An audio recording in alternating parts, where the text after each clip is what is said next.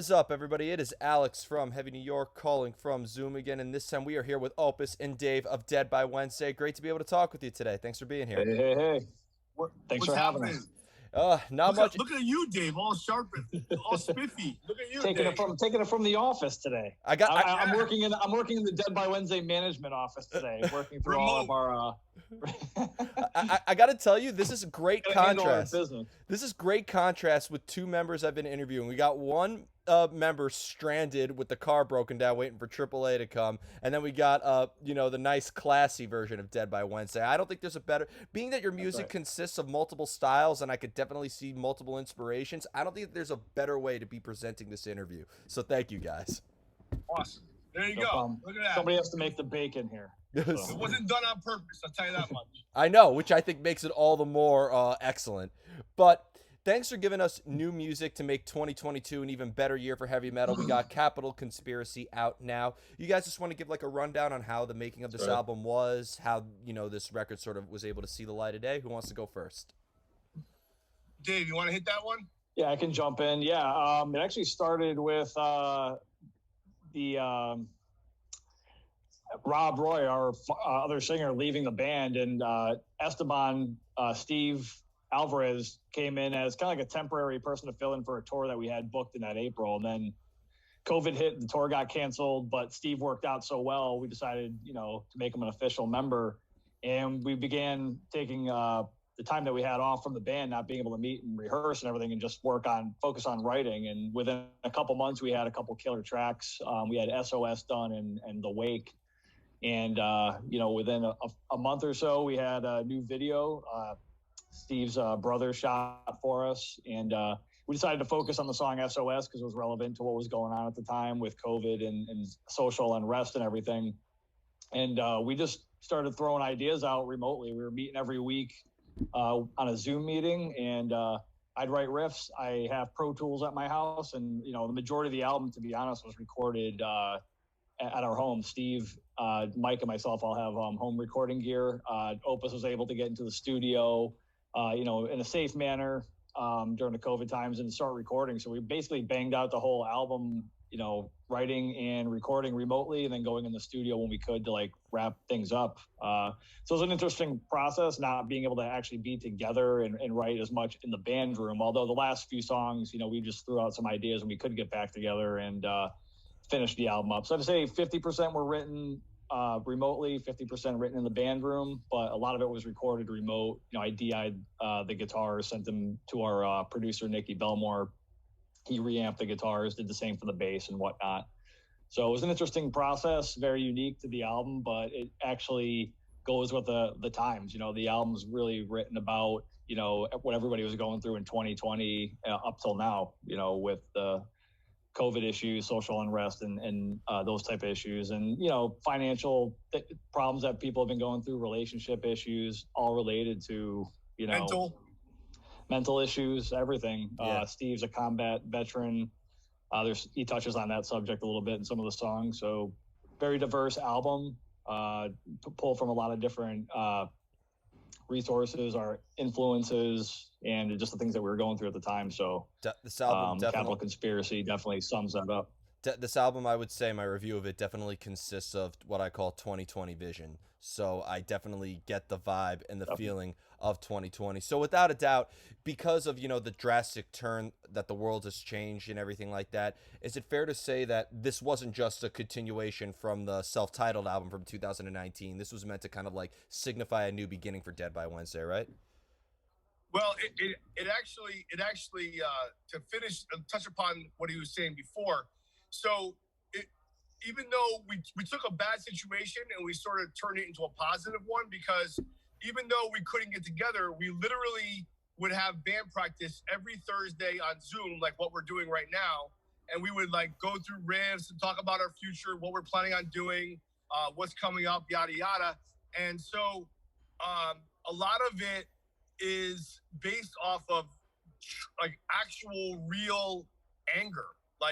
Our singer is legitimately pissed when you listen to the album, and it's because of what's happening with our world and how things are going, and from his history of like Dave said, his history of being a combat veteran and knowing about the government and working for the government.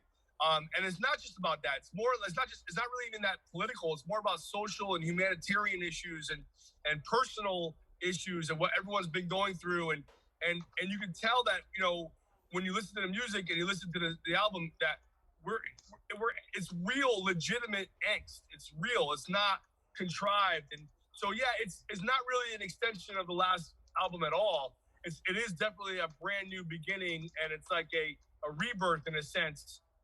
And a lot of bands say that, but you could, because we've had a lot of different member changes, but throughout the whole history, the rhythm section has been the same. So me and the bass player, Mike Bodess, the bass player and myself have been the original members since the beginning. And Dave's been with us forever. And Dave and I also played with David Ellison for 5 years in his solo band formerly for Megadeth. So him and I, we actually gel, and we started writing a lot of this stuff online, and he would, like I said, remotely record it at his studio at home, and then he would send me the tracks, and then, I would mask up, and Nikki would mask up, our producer, and I would be like in the other room, and he'd be in the other room, and so we would do the drums in the actual studio so they would come out well, and then they would just layer all their stuff from their home studios, and then we would send it to Nikki, and Nikki would just mix it all and make it sound the way it does. So definitely a unique album in that sense. And we're really stoked on it and proud about how it came out. And I think that it's definitely turning some heads. And old school DBW fans are happy because it has a throwback vibe to it, a little heavier. And then even some new school people that don't know the band that are like just hearing it now for the first time are catching on. And so it's really the best of both worlds, Mm-hmm. Do you feel, because like what I find unique is there's been a lot of artists who are, writing albums during the course of this pandemic. I've always said that like it definitely made a great source of artistic inspiration if there's anything positive to say about 2020. So like, did you guys immediately put pen to paper when the lockdown happened, or did you guys have to wait? It was like, okay, we got this pandemic happening in March, then the world goes into civil unrest for the summer, then we have this election anxiety at the end of 2020. We start 2021 off on a fairly interesting note within the first 6 days, and then so on and so forth. It just kept unraveling. Did you guys eventually have to just tell you guys, okay, I don't care what happens from here on out, we need to like have this album out? Because I think by now there's enough things that have happened in 2020 to make a triple album. I think none of it was intentional. A lot of, like I said, we don't really write with anything in mind usually, like in any sort of contrived way where it's like, well, we're gonna do this now. It sort of just happened, and I think Esteban, our singer, did because it was a long process. As things unraveled, he did sort of use a lot of those topics and discussions to like kind of fuel the fire. So it was an ongoing thing. I think he did put the pen to paper right away, but then it sort of morphed and changed as the time went on, as songs were developing and getting recorded. And there's a lot of personal stuff in there too. There's not just social issues, although it's a lot about that. There is a lot of personal stuff where you can also sort of tie it in with what's happening with the world. Like the Wake is about suicide, and a lot of people are dealing with this in a very unhealthy way, and having a hard time. And I get it. You wake up and like the cost of living is high. Everything. If anything, the entertainment business is already hard enough. Now it's even harder. I mean, you wonder why people even want to do it anymore.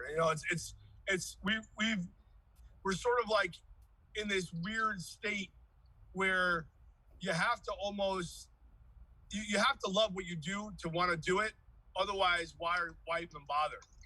Absolutely. Nowadays, so that's the rule of this industry. Yeah, actually, as we came upon March, April time period, 2020. I actually got a little nervous because we had such a heavy tour schedule going through 2019. I mean, Opus and I, between DBW and Elvis, we were out about almost 3 months out of the year. So there wasn't really that much. Outside of a couple riffs kicking around here and there, we didn't really have the ideas, and we kind of like followed like a typical metal band would do. You write an album, you record it, you go on tour, and then you start the cycle again. So when we came to 2020, we really didn't have that many songs or anything to work on, and I think what was going on just basically fueled our ideas, especially getting a spark with Esteban.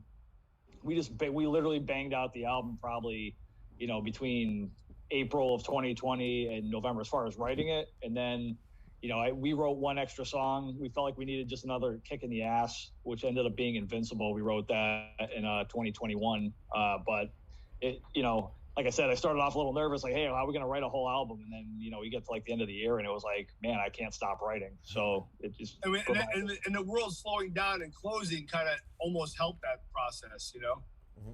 Exactly. Being home more, and as much as we weren't being able to be social outside, we kept in touch, through different media applications and things like that. So that actually helped as well. Definitely. So, and, because I feel like while Dead by Wednesday does have many different styles going for many different generations. But, when you look at the Killing Project to Darkest of Angels to Death of the Rockstar, Last Parade, self-titled, and now, it almost seems like that there's a lot of different styles incorporated in Dead by Wednesday, but you do have also like your own distinct sound. Obviously, writing about difficult times and whatnot does influence the lyrics, but how would you say that 2020 also influenced the music in itself? Like, let's say you wrote an instrumental album. How would you say you've approached the instrumentation differently, aside from the the disjointed isolation aspect of it?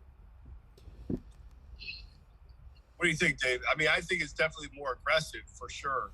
That's what I was going to say. There's just a feeling, that angst kind of feeling, and just not being happy with, what we're seeing going on around us. It definitely, I think it's a little heavier. We in Opus and I talk about this a lot. We came up at a time where, like, you listen to an album. I mean, go back to any of like the Randy Rhoads era, Ozzy, for example, and that's kind of going back a little far, but you have something really heavy, and then you have a ballad, and then you have like a mid-tempo song and an up-tempo song. So, we grew up on albums where there's a lot of diversity in, as far as the BPM and the style and the aggression and the mood, the general mood of the song. So we want to kind of bring that back. And I think the prior album did that very well. And for this album too, we want to just experiment. Antakarana is a song that's on the album. That started off as an instrumental. We weren't even going to have lyrics, but it struck a chord with Esteban. So he added something to that. So it's a very experimental song.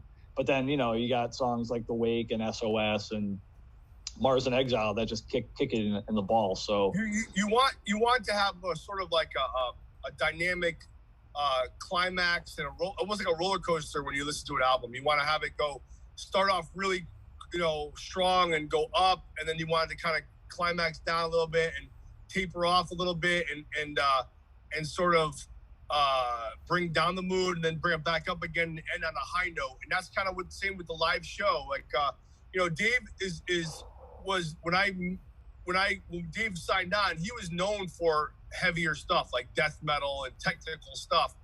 And so he brought that element, but he also sort of realized that Dead by Wednesday was not just that.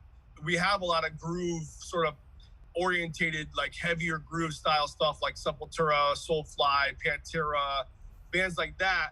And so he sort of wrote in that vein for us, with us. So brought his own style in, but kept the Dead by Wednesday vibe. So that's why you get that throwback. And same thing with Esteban.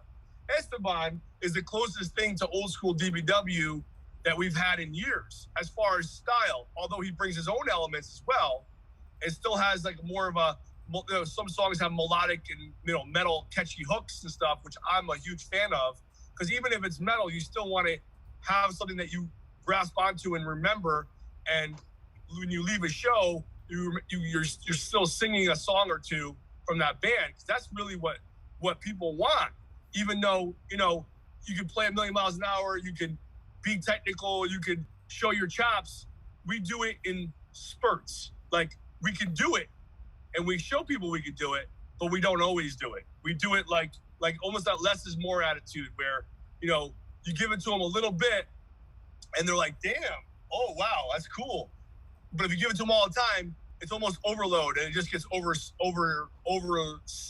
looked in a sense. So yeah, that's pretty much, if touching upon what you were saying, that's pretty much where we're at with that, And kind of leading me into one of my final questions, actually, is because, they always say when you are going through difficult times, you're using pain as a paintbrush, whether it's making music or visual art or whatnot, it is very cathartic to make art about hard times. But, confronting darkness is also a very deteriorating process. So would you say that there's an art to catharsis in a way? Is there an art to addressing pain and an art to addressing difficult times without sort of like succumbing to madness in a way? I what do you think, Dave? I mean, I can. One of the songs is actually called "Darkened Times," which is really ironic in itself when you talk about darkened times. I mean, it just happened to be the title. It's more of a personal type of thing, but it also has double meaning if you listen to it. But anyway, Dave, go ahead. Sorry, buddy. Yeah, no, I think it's very much therapeutic. Like the whole process, like, if somebody had told me years ago, they're like, dude, you don't freak out, you freak in. I tend to hold a lot of my emotion in, and I don't technically show it. I'm like more stoic of a person, but I might be dealing with a lot internally. I think the whole process of writing, especially with a band and being able to talk about these tough subjects, and then just each person added their own, 2 cents to the song. And then the whole process of writing, recording, and then just releasing it, it's actually like a therapy of like actually just removing that negativity from you and getting it out into the surface. And then also sharing those ideas with our fans, and, people come up to us at shows or send us notes like, hey man, I really relate to this song because I'm dealing with that same type of thing. So I think, like I said, it's a great form of therapy just to get it off your chest, so to speak. And then, also, share that with the fans. We all feel better, especially even after performing, and just letting that aggression go. We all, in our own way, we all have different professions, but we bust our ass at what we do. So to be able to actually perform and just let that stress out and share it with everybody, not like we're pushing off any negativity on anybody, but just the relatable aspect of what we're talking about and what we're playing. I think that group dynamic, we build the tribe that way. Definitely.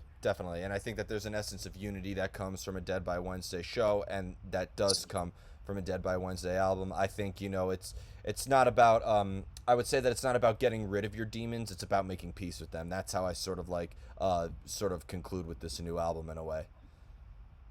Yeah, absolutely. And there's definitely a through line with a lot of the albums, regardless of different styles. Like, I mean, from the very, very beginning, Democracy is Dead, during the, during the original, the Bush era, and the, the War for Oil, and then the Killing Project was like the next step off from that. And, it just keeps going on and on with basically different topics. But this one, hit us really hard because it hit us all individually and personally, as well as economically and just socially and yada, yada, yada. So this one, and also we had, in a sense, we had something to prove. I mean, like a lot of times people, they're like, oh, they've been around forever. Oh, they have different lineups. They can't figure out what they want to do. Well, screw you. We do know what we want to do. We've been doing it forever. It's our own thing. We don't have any boundaries with what we do. I mean, we also like to come from, we also appreciate and respect bands like Candaria, and who never had any sort of boundaries or like walls to their music. And although we're not that far out, we still like to be able to create whatever the hell we want. We don't want to have to be like, oh, you're a metalcore band, or you're a death metal band, or you're a, black metal band. No, we're just a fucking heavy metal band. I can swear. I'm sorry if I'm sorry if I can't swear. Please. We're a heavy metal band. You know what I mean? That's it. We call us what you want. Style us, put us in any genre you want. I love everything. I love all styles of music, and so does that's part of being a good musician. Is I like everything from Grateful Dead to Slayer and everything in between, and classical and old school hip hop, and but metal's my genre. That's what I grew up on. That's what I learned to play drums to.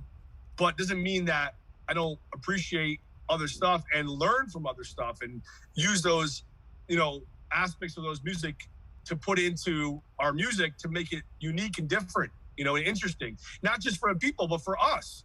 You know what I mean? You can, it's not just for the people. It's for us to be excited about it and to want to play it and have fun with it, you know? Definitely. Definitely. So before we go, I want to thank you both so much for your time today and for such a great discussion. Is there just anything else that you would like to promote for the Dead by Wednesday camp in terms of tours, or what could we be expecting from the Capital Conspiracy era of Dead by Wednesday? Well, first of all, go to all our social media, which everyone talks about. And if you just Google Dead by Wednesday and spell Wednesday right, everyone spells it wrong. WEDN. It's Wednesday. Go to, like, you know, we have Twitter, Instagram. Haven't you noticed I didn't spell Wednesday completely when I sent you the Zoom meeting? Oh, no kidding. Facebook, you know, all the socials. The only one is if you just type in Dead by Wednesday on all those different social media, you'll come up. Spotify. The only thing that's different is our YouTube page. Our YouTube page is youtube.com/ the abbreviations DBWTV. So DBWTV. And definitely check out our new video. It's out now called Here Comes the Dead. It premiered on Metal Injection. It's out everywhere. Check it out. You can find our new album, Capital Conspiracy, on basically every single musical platform, whether it's streamable or downloadable, everywhere, you name it. Deezer, you know, Apple, iTunes, Spotify, Tower Records, if you want hard copies. Basically, Tower Records, you can even go to any mom and pop. I have to commend the team that we work with at Mindsnap Music and Salt of the Earth Records and Von Artists, because these guys got our album everywhere. When I mean everywhere, I can't go anywhere without seeing it. So I was very happy we were all very happy with our team of people helping us out. Much love to them and Munzie at Skateboard Marketing and Shauna O'Donnell and Gary and Talon. And there's so many people to thank. Larry Towring. There's so many people. Stephen Nathan. We have a whole amazing team of people working the album. So I want to thank them. But also, we do have a couple of things coming up really cool. This week, if you go to Barnes & Noble or anywhere that magazines are sold still, we're in the recent issue number 98 of Outburn magazine, a full feature interview with Guar and Arch Enemy and Hailstorm on the front cover. So definitely pick that up if you can. And then coming up in a couple of weeks, starting July 29th in Agawam, Massachusetts, and ending in Albany, New York at the Empire Underground on August 14th. We're going to be doing the Generation Dead tour with our brothers in Generation Kill, which features the former singer of Exodus, Rob Dukes, who's also on our guest vocalist album. Great guy. We're going to be doing a full tour with them, starting on our area, dipping into the Midwest and going down to the East Coast and back down the East Coast and doing shows for like a few weeks, promoting the new album. And that's pretty much all I wanted to say. And thank you again, man. Anytime. Oh, and hey, this Monday, I don't know if you mentioned it, Opus, Bank of America Pavilion in New Hampshire. We're we're playing on the Hazy second stage with second stage with Hailstorm. Oh, that's awesome. Yep. That'll be a great show. Yeah, it's going to be a good show. Yep. Well, thank you guys so much. Yeah, thanks, Alex. We really appreciate it. Anytime, man. Everybody, Dead by Wednesday, Capital Conspiracy. Be sure to pick that up. We will see you next time on Heavy New York. And Opus, good luck with the car trouble. Yeah, well, I got my buddy here looking at it now, but I'm probably going to have to just tow it and get it fixed because I got to suck it up for this tour because we need this thing. So yeah, best of luck. We'll see you next time, everybody. Later, Thanks, guys. Alex. Always something, Thank right?